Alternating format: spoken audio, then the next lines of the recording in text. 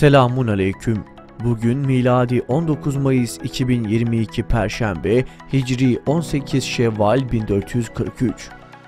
Günün ayeti. Musa, siz ve yeryüzünde olanlar hepiniz nankörlük etseniz Allah yine de müstahni ve övülmeye layık olandır demişti. Günün hadisi. Müminler arasında imanca en kamil olanı, ahlakça en güzel olanıdır.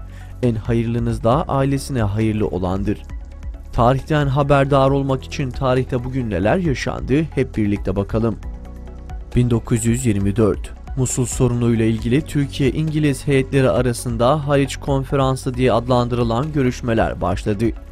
9 Haziran'a kadar sürecek görüşmelerden sonuç alınamayınca konu Milletler Cemiyeti'ne götürüldü. Milletler Cemiyeti de misyonu gereği Musul'u İngiltere'ye verdi. 1925 ABD'li Müslüman siyahi lider Malcolm X doğdu.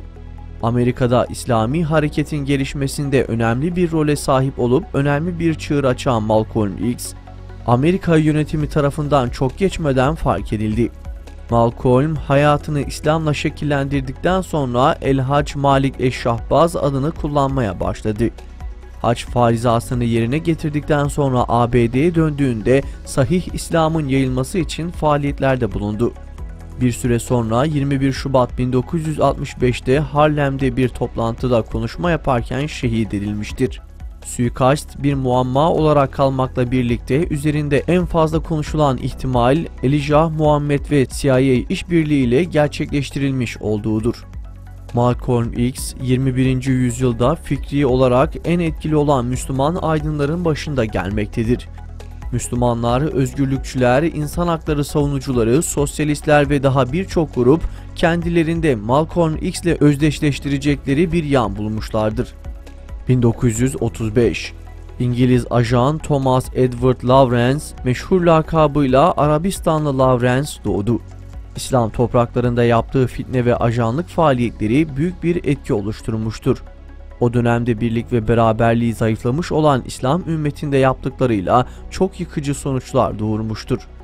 1966 Cumhurbaşkanı Cevdet Sunay 27 Mayıs devriminin neticelerini kimsenin tasfiye etmeye gücü yetmez. Türk Silahlı Kuvvetleri ve onun komutanları şu ve bu prensibin aleti değildir dedi. Cevdet Sunay'ın bu sözleri 28 Şubat 1000 yıl sürecektir sözlerinin kaynağı konusunda ipuçları vermektedir. 2004 ABD işgal güçleri Irak'ın batısındaki Ramadi kentinde bir eve düzenlediği bombalı saldırıda 45 kişiyi katletti.